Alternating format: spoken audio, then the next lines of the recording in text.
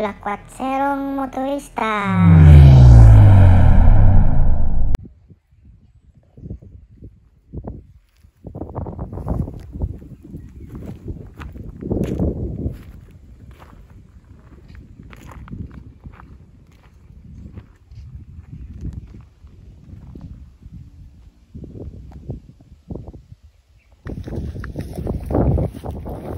Ito yung pangalan ng campsite nyo, ito Oyos Farm.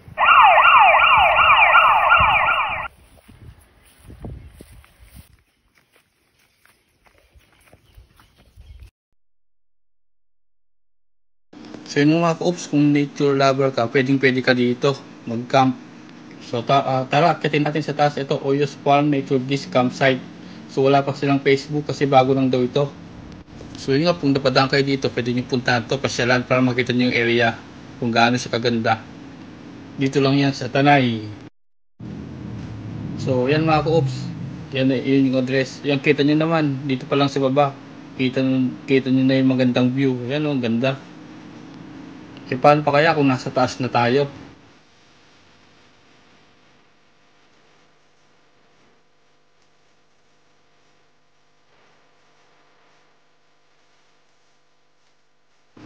So yan si kuya, tinutur tayo.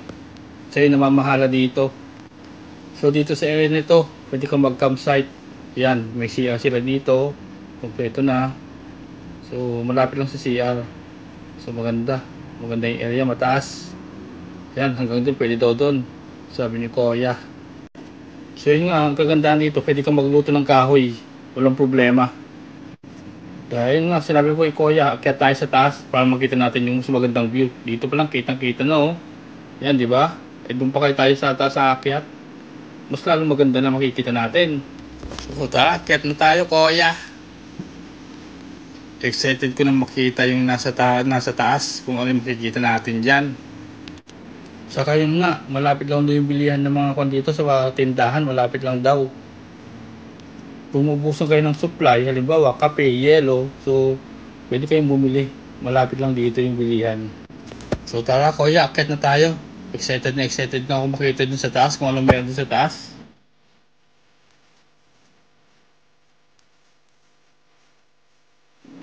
So ito na, akyat na sa hagdan na mataas. At ito na, bubungad sa atin oh. Ito, camp daw ng mga sundalo rito, kaya safe na safe tayo dito, wala tayong problema rito. Ayos, ito dito daw sa umaga may sea of clouds daw dito, makikita dito yan oh, dito lahat. So kita nyo yung taas oh, ganda siguro dito sa umaga. So nakaka-relax, saka mahangin dito. Masarap dito habang nagkakape sa umaga, makikita mo pa yung sea of clouds dito. So yan oh, kita nyo naman hanggang dito yan. So dito sa kabila, ayan o, dagat yun o. Diba? Yun yung campsite natin dyan. Diyan kayo pwede mag-campsite. Saka tingnan nyo naman o, mapuno doon sa ating campsite. Hindi siya mainit. Mahangin dyan sigurado, lalo na sa paggabi at sa umaga. So kagandahan yan, sa katabi mo lang yung CR nila dito. Ayan o, hindi siya sa malayo. Saka may lababo na rin dito. At siyempre, sa umaga o sa gabi, dyan na lang kayo maliligo. Dyan na kayo magsi-CR. Kompleto na. Malapit-lapit lang sa campsite nyo, halos katabi lang niya, hindi kayo mahihirapan. Diba oh, yan mga puno oh. Yan, kita nyo naman oh, yung mga view dito, ang ganda, sobra. Pwede kayo dito, couple o kaya grupo, pwede o kaya single ka lang, pwede rin. Pwede ka dito ka mag-relax, magmuni-muni. Yan, kung may problema ka, punta ka lang dito, malirelax ka. Kung kayo hiwalay nyo lang ng girlfriend mo, punta ka dito, o kaya boyfriend mo, punta ka dito, mag-relax ka mag-isa. Magkape-kape ka, mag-inom-inom ka, o kaya kumain-kain ka lang dito, mag-relax. Tapos pwede mong isigaw dito, punta ka dito sa taas, isigaw mo yung sama ng loob mo. Lahat ng galit mo, ilabas mo dito, pwede oh. Sigurado, mawawala yung sama ng loob mo dito.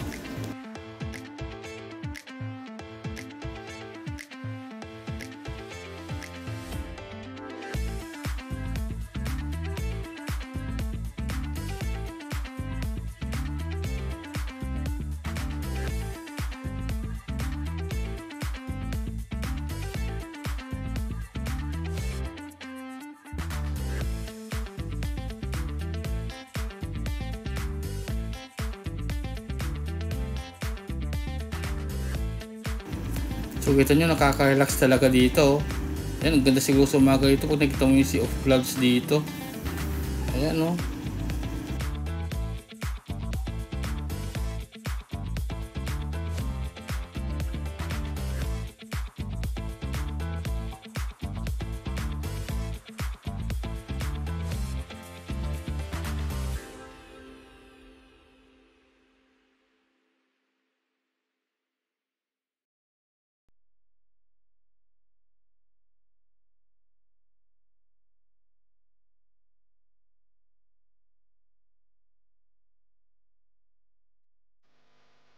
So ito si Kuya, pupunta ulit daw kami sa isang campsite nila. So hindi lang pala dito, mayroon pala dito sa baba. Tignan natin kung medyo okay dito. So ayan si Kuya oh. So ito, gumawa na pala sila talaga ng daanan papunta doon. So ito na siya oh. Ito oh, mapuno din pala dito sa baba. Ayan, daming puno dito. So sinabi ni Kuya, katatapos lang daw mag-camping yung iba dito, kaya medyo may mga kwan dito, may mga naiwan na pinaglutuan na kahoy. So ito, mapuno din talaga dito. Ayan, may mga upuan po na naiwan. So ayan, tara puntahan natin. So mas malilim pala dito sa kabila, kaya lang yung malayo yung hagdan na pupuntahan mo pagka alibawang tignan mo yung magandang view, Sea of Clouds.